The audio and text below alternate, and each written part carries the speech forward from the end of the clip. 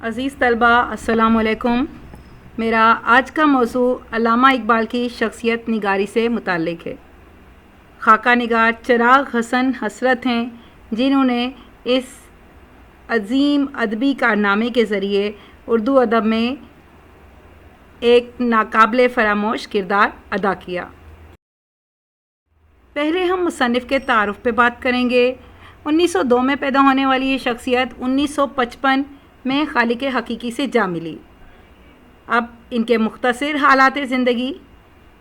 مقبوضہ کشمیر کے ایک قصبے بارہمولہ کے ایک مسلم گھرانے میں پیدا ہونے والی اس شخصیت نے اپنی ذہانت اور شوق علم کی بدولت اپنے راستے خود ہی تلاش کیے. اپنی صحافتی زندگی کے دوران مختلف اخبارات اور رسائل میں کام کیا. قیام پاکستان کے بعد روزنامہ امروز کے مدیر اعلیٰ بنا دیے گئے اور اسی ملازمت کے دوران وفات پائی. ان کی ادبی حیثیت پر بات کریں گے. اردو زبان کے عاشقوں میں سر فہرست نام چراغ حسن حسرت کا بھی ہے. ایک بلند پایہ صحافی اور انشا پرداز ہونے کے ساتھ ساتھ وہ ایک مزاح نگار اور کالم نگار بھی ہیں. شخصیت کے متضاد پوشیدہ پہلو اس طرح اجاگر کرتے ہیں کہ اس کی عظمت کا نقش پڑھنے والے کے ذہن پر ثبت ہو جاتا ہے. اب ان کی طرز تحریر کی خصوصیات دیکھتے ہیں. سب سے پہلے تو ہمیں ان کی تحریر میں سادگی اور سلاست نظر آتی ہے. سادگی کا حسن ان کی تحریروں میں جا بجا جلوہ گر نظر آتا ہے. حسن و دلکشی، روزمرہ اور محاورے کا رچاؤ بدرجہ اتم موجود ہے. ہلکے پھلکے جملے اور سادہ اور رواں انداز ان کی تحریروں کی جان ہے. شگفتگی اور ظرافت کی چاشنی ان کی ایک اور نمایاں خوبی ہے. ان کا انداز بیاں بڑا شگفتہ ہے. بے ساختگی اور بے تکلفی کے ساتھ ساتھ مزاج کی شگفتگی اور ظرافت ادب میں بھی چھائی نظر آتی ہے. خاکہ نگاری پر بات کی جائے تو شخصیت نگاری میں ان کی فنی صلاحیتیں نکھر کر سامنے آتی ہیں. تمثیلی انداز کی وجہ سے تحریر میں افسانوی رنگ پیدا ہو گیا ہے جو کہ دلچسپ انداز بیان کا ترجمان ہے. انہوں نے معمولی واقعات سے حسن مزاح کی کیفیت پیدا کی ہے اور یہ ان کے اسلوب کی ایک اور نمایاں خصوصیت ہے. ایک معمولی سا بھی واقعہ ہو اس سے وہ مزاح پیدا کر دیتے ہیں. یہ انداز فکر و نظر ان کی تحریروں کو فنی حسن عطا کرتا ہے. اگر ہم ان کی تحریروں پر تبصرہ کریں تو کہہ سکتے ہیں، بلا شبہ یہ کہہ سکتے ہیں کہ چراغ حسن حسرت کالم نگار بھی ہیں اور خاکہ نگار بھی. ان کی انفرادیت یہ ہے کہ طنز و مزاح کے باوجود واقعات کی اصلیت اور حقیقت پر کوئی منفی اثر رونما نہیں ہوتا، بلکہ بڑی حد تک صاحب خاکہ کی شخصیت کو سمجھنے میں معاون ثابت ہوتا ہے. علامہ اقبال کے پورے خاکے میں ایک سنجیدہ اور علمی انداز بیان ملتا ہے. یہ خاکہ ایسی معلومات رکھتا ہے جو قاری کے لیے دلچسپ اور اہم ہیں. بلا خوف تردید یہ کہا جا سکتا ہے کہ اقبال کے بارے میں جو شخصی معلومات اس خاکے سے ملتی ہیں وہ کسی اور ذریعے سے نہیں مل سکتی.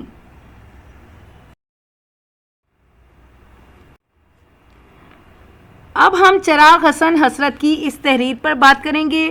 اقتباسات کا ذکر کرتے ہوئے ان کے اہم نکات اور اس سے متعلق وضاحت کی جائے گی. پہلا اقتباس: میکلوڈ روڈ پر لکشمی انشورنس کمپنی کی عمارت سے کچھ آگے سینما ہے. سینما سے ادھر ایک مکان چھوڑ کے ایک پرانی کوٹھی ہے جہاں آج کل آنکھوں یا دانتوں کا کوئی ڈاکٹر رہتا ہے.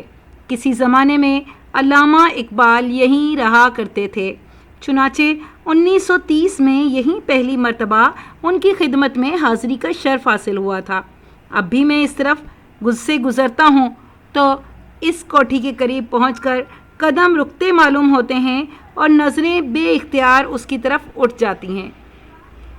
اس اقتباس میں صاحب خاکہ نگار نے، صاحب مضمون نے علامہ اقبال کے قدیم گھر کا تذکرہ کیا ہے.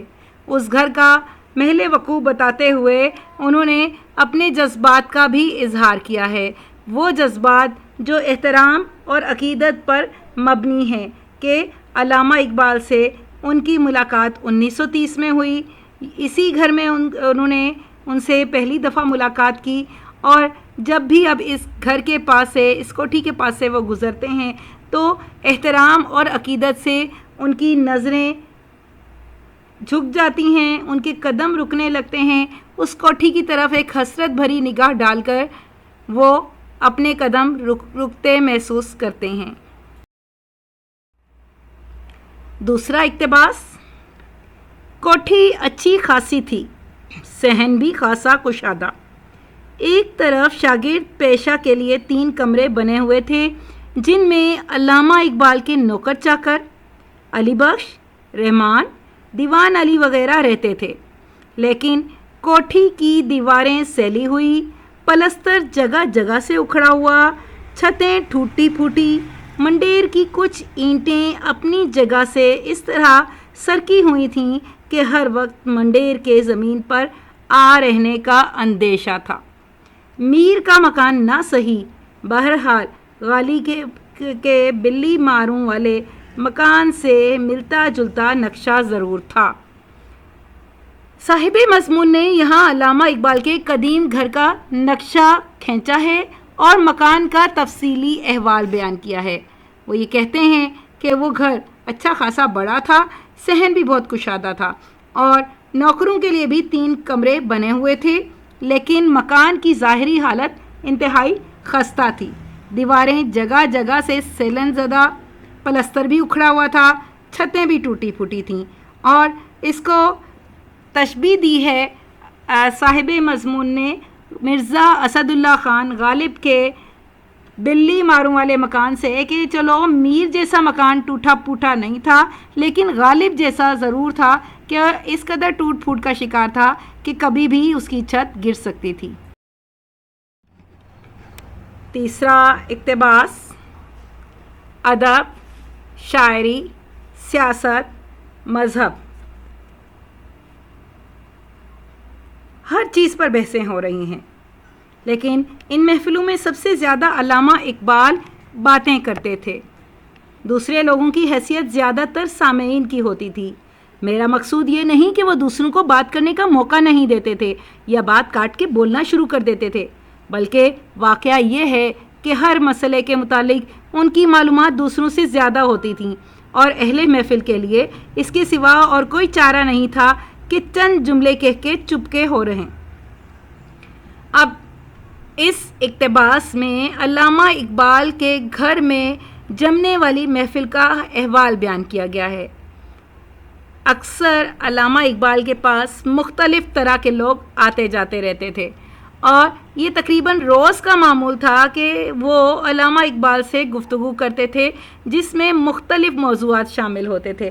صرف شاعری ہی نہیں ہوتی تھی، ادب ہی نہیں ہوتا تھا، بلکہ سیاست اور مذہب پر بھی بحث ہوتی تھی، فلسفے کو بھی موضوع بحث بنایا جاتا تھا، لیکن صرف اتنا کہ کچھ سوال پوچھتے یا چند ایک جملے بولتے اور چپ ہو جاتے، کیونکہ اس کے بعد علامہ اقبال کا ایک علمی بیان شروع ہو جاتا تھا۔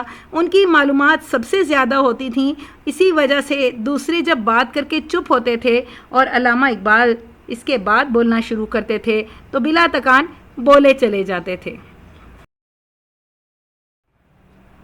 اگلا اقتباس، ان کے مکان کے دروازے غریب و امیر، ادنا و اعلیٰ سب پر کھلے تھے، نہ کوئی حاجب نہ دربان، نہ ملاقات کے لیے کارڈ بھجوانے کی ضرورت، نہ تعارف کے لیے کسی واسطے کی حاجت۔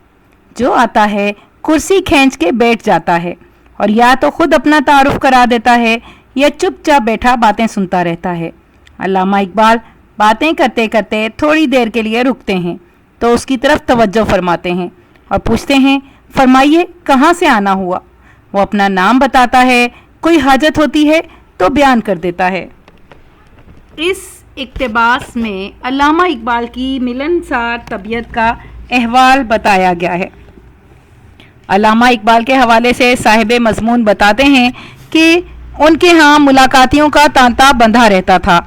उनके घर आमद पर किसी के लिए कोई पाबंदी ना थी, ना ही कोई गार्ड या दरबान मुतय्यन था, बल्कि यहाँ भी उनकी फितरी सादगी नुमायां थी। हर खासो आम उन तक बआसानी रसाई कर सकता था, अपनी ज़रूरत उनसे बयान कर सकता था, और इकबाल ऐसे नरम दिल कि उसकी हाजत रवाई के लिए फौरन आमादा हो जाते। यहाँ तक कि घर में दाखिले के भी कोई कवायदो ज़वाबित नहीं थे। जो आता था कुर्सी खींचता, बैठ जाता और चुपचाप बैठ के बातें सुनता रहता, और अगर ज़रूरत होती तो अपना तारुफ करवा देता। इससे अल्लामा इकबाल की फितरी मिलनसारी का पता चलता है। अगला इक्तिबास। अल्लामा इकबाल रहमतुल्लाह अलैह बहुत सीधी सादी ज़िंदगी बसर करते थे। घर में तो वो हमेशा तहबंद और कुर्ते में नजर आते थे, अलबत्ता बाहर निकलते तो कभी कोट पतलून पहन लेते थे, कभी फ्रॉक कोट के साथ शलवार और तुर्की टोपी होती थी। विलायत जाने से पहले वो पंजाबियों का आम लिबास पहनते थे, यानी कभी मशहदी लुंगी के साथ फ्रॉक कोट और शलवार, कभी सफ़ेद मलमल की पगड़ी। वो शेरवानी और चुस्त घुटना भी पहनते रहे हैं, मगर बहुत कम। मैंने इस लिबास में उन्हें देखा तो नहीं, अलबत्ता क़यास कहता है कि शेरवानी और चुस्त घुटना उनके जिस्म पर बहुत खिलता होगा। इस इक्तिबास में साहिब मज़मून अल्लामा इकबाल की खुश लिबासी के बारे में बता रहे हैं कि अल्लामा इकबाल खुश मिजाज होने के साथ साथ खुश लिबास भी थे।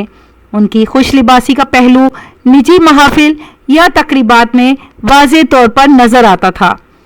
घर में उस ज़माने के मुरवजा सादा लिबास को ज़ेबतन किए रहते, जो अमूमन तिहबंद और कुर्ते पर मुश्तमिल होता था। घर से निकलते वक्त लिबास के मामले में एहतमाम ज़रूर करते थे। कोट, पतलून, शेरवानी और चुस्त पजामा उस ज़माने के मुरवजा फैशन के मुताबिक ज़ेबतन करते। इकबाल एक जामा ज़ेब शख्सियत के हामिल इंसान थे।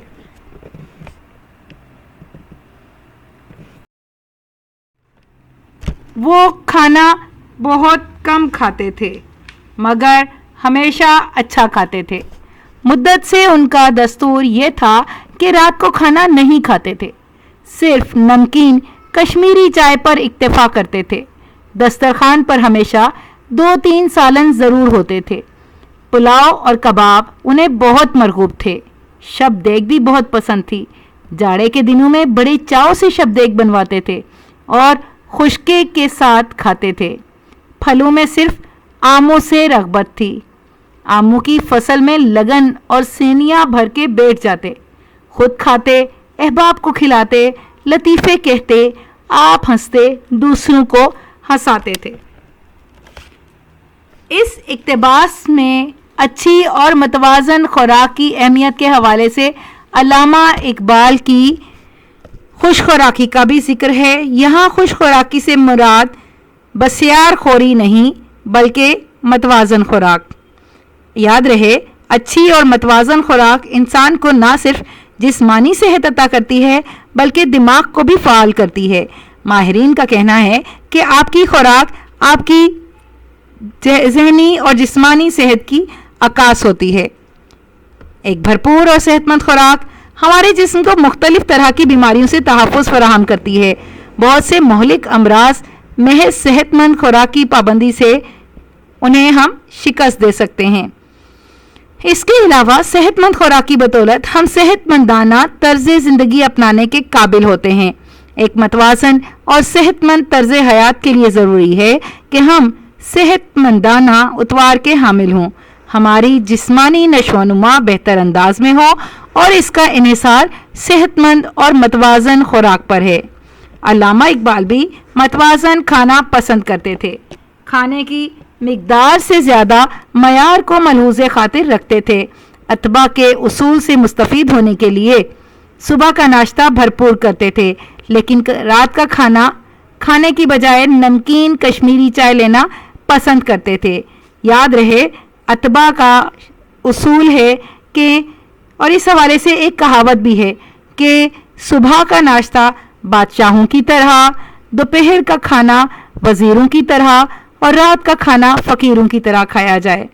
बहरहाल अल्लामा इकबाल को मयारी खुराक और मतवाजन खाने बहुत मरगूब थे। सब्जियों में शलजम, गोश्त में पके हुए शबदेग की सूरत में और फलों में आम बहुत शौक से खाते थे।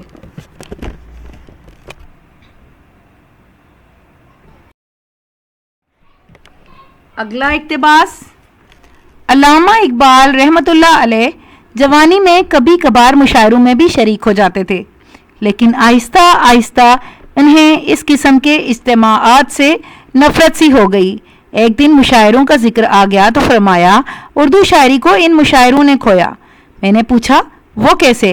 कहने लगे, मुशायरों में बुरे भले सब शरीक होते हैं और दाद को शेर के हुस्नो कबा का मयार समझा जाता है। इसका नतीजा ये हुआ कि उर्दू शायरी ने अवाम के मजाक को अपना रहनुमा बना लिया। मैंने अर्ज किया, इन मुशायरों ने तो उर्दू ज़बान को बहुत फ़ायदा पहुंचाया है। फरमाया, हाँ, ज़बान को फ़ायदा पहुंचाया और शायरी को गारत कर डाला। यहाँ अल्लामा इकबाल के इब्तदाई जवानी में मुशायरों में शिरकत का अहवाल बताते हुए अल्लामा इकबाल के मिजाज का अहवाल भी बताया है कि उन्हें मुशायरों का मिजाज और अवामी अंदाज पसंद ना आया, इसीलिए आहिस्ता आहिस्ता मुशायरों में शिरकत छोड़ दी। उनका ख्याल था कि अवामी नौयत के मुशायरों में शेर की पसंदीदगी की बिना पर उसे अदबी हैसियत हासिल हो जाती है, जो कि सरासर गलत तर्ज अमल है। इसीलिए उनका कहना था, मुशायरों ने उर्दू शायरी को बर्बाद करने में अहम किरदार अदा किया है। सतही नौयत के शोरा को बामे उरूज तक पहुंचाने में इन्हीं मुशायरों का हाथ है। अवाम की दाद और तहसीन इन शायरों की कबूलियत का मयार समझा जाता है। ये तर्ज अमल फ़िक्र फ़न के हामिल शोरा को अदबी लिहाज से पीछे धकेल देता है। इसीलिए अल्लामा इकबाल का कहना था कि मुशायरों ने शायरी को गारत कर डाला है।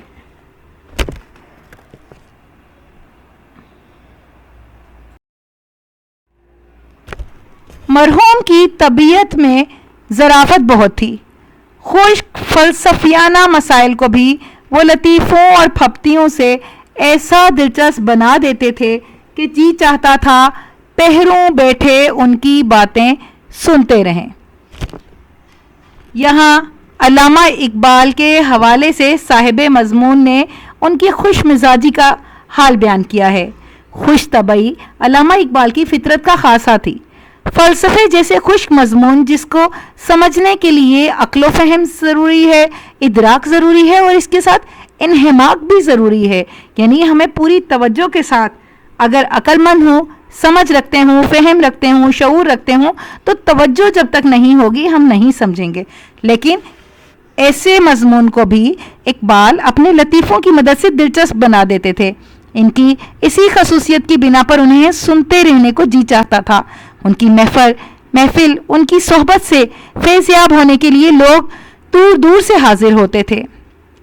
ये महज उनकी खुश तबई और बज़ला संजी की बदौलत मुमकिन हुआ था कि फ़लसफ़े जैसा गैर दिलचस्प मज़मून भी और फ़लसफ़ियाना मसाइल भी दोनों ही काबिल फ़हम यानी समझने के काबिल हो जाते थे।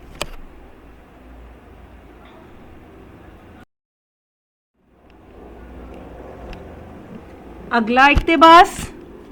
मरहूम ज़िंदगी के बाज़ मामलात में ख़ास ज़ाब्तों के पाबंद थे। वो घर का सारा हिसाब किताब बाकायदा रखते थे और हर शख्स के ख़त का जवाब ज़रूर देते थे। लेकिन ये अजीब बात है कि कोई शख्स उनसे सनद या किसी तसनीफ़ पर उनकी राय लेने आता था तो कहते थे, खुद लिख लाओ, मैं दस्तखत कर दूंगा। और ये बात सिर्फ टालने की गर्ज से नहीं कहते थे, बल्कि जो कोई कुछ लिख लाता था उस पर दस्तखत कर देते थे। यहाँ अल्लामा इकबाल के हवाले से बताया जा रहा है कि उन्होंने अपने ज़िंदगी के कुछ उसूल मुतय्यन कर रखे थे, कुछ कवायद और ज़वाबित ऐसे बना रखे थे जिनकी पाबंदी सख्ती से करते थे। गोया इकबाल एक बाउसूल इंसान थे। मसलन घर का सारा हिसाब किताब बाकायदगी से रखते थे और हर शख्स के ख़त का जवाब ज़रूर देते थे। مختلف طرح کے لوگ ان کے پاس مختلف نوع مسائل کے ساتھ حاضر ہوتے تھے. اقبال ہر ممکن حد تک ان کی مدد کرتے، ان کے سوال کے مطابق جس قدر ممکن ہوتا حد المقدور ان کا ساتھ دیتے، یہاں تک کہ تصنیف پر رائے جیسے مشکل کام سے بھی منع نہیں کرتے تھے، بلکہ اس خیال سے کہ سائل کو ناگوار نہ گزرے انہیں یہ تجویز کرتے تھے کہ آپ جو مناسب سمجھتے ہیں تحریر کر لائیں اور اس پر اپنے دستخط ثبت کر دیتے تھے. یعنی انہیں سائل کی ہر ممکن مدد کرنے کا جذبہ ان میں پیش تھا. اگلا اقتباس. ان کی طبیعت میں بلا کی آمد تھی. ایک نشست میں 200 شعر لکھ جاتے تھے. پلنگ کے پاس ایک تپائی پر پینسل اور کاغذ پڑا رہتا تھا. جب شعر گوئی پر طبیعت مائل ہوتی تھی لکھنا شروع کر دیتے تھے.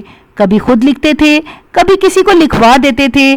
عشق رسول صلی اللہ علیہ وسلم نے ان کے دل کو گداز کر رکھا تھا. نبی کریم صلی اللہ علیہ وسلم کا نام لیتے وقت ان کی آنکھیں پرنم ہو جاتی تھیں اور قرآن پڑھتے پڑھتے بے اختیار رو پڑتے تھے. غرض ان کی شخصیت بے حد دل آویز تھی. یہاں علامہ اقبال کی شاعری کا احوال بیان کیا گیا ہے اور اسی حوالے سے اقبال نے خود بیان کیا ہے کہ میری شاعری میں سے اگر قرآن کی تعلیمات کو نکال دیا جائے تو میری شاعری میں کچھ بھی باقی نہیں رہے گا. اسی حوالے سے اقبال کی عادت تھی کہ وہ وضو کرتے تھے، قرآن مجید کی تلاوت کرتے تھے. اور یہ بھی بات یاد رہے کہ انہوں نے اپنے والد کی ہدایت پر قرآن مجید کو بعد ترجمہ پڑھا، بلکہ عربی زبان سمجھی اور اس کے ساتھ اسے سیکھ کر انہوں نے قرآن کو سمجھنا شروع کیا. اور جوں وہ قرآن کو سمجھنا شروع ہوئے ان کی شاعری میں آمد آتی چلی گئی. اور اسی آمد کے وقت کی کیفیت بیان کی گئی ہے کہ جب شعر گوئی پر ان کی طبیعت مائل ہوتی تھی، یعنی تلاوت قرآن مجید کے بعد ان پر آمد کی کیفیت طاری ہوتی، وہ لکھنا شروع کر دیتے. کبھی خود لکھتے تھے، کبھی کسی کو لکھوا دیتے تھے. عشق رسول سے ان کا دل اس قدر نرم ہو چکا تھا کہ نبی کریم صلی اللہ علیہ وسلم کا جب بھی نام لیا جاتا ان کی آنکھیں پرنم ہو جاتی تھیں. وہ قرآن کو سمجھ کر پڑھتے تھے اور پڑھتے پڑھتے رو پڑتے تھے. اور اسی وجہ سے ان کی شاعری میں اس قدر اثر موجود ہے، اتنی تاثیر موجود ہے کہ آج بھی اسے ادب عالیہ میں شمار کیا جاتا ہے. اقبال کی شخصیت دل آویز تھی، دل کو موہ لینے والی تھی. انتہائی پاکیزہ سوچ، پاکیزہ ذہنیت، پاکیزہ فطرت کے حامل انسان تھے.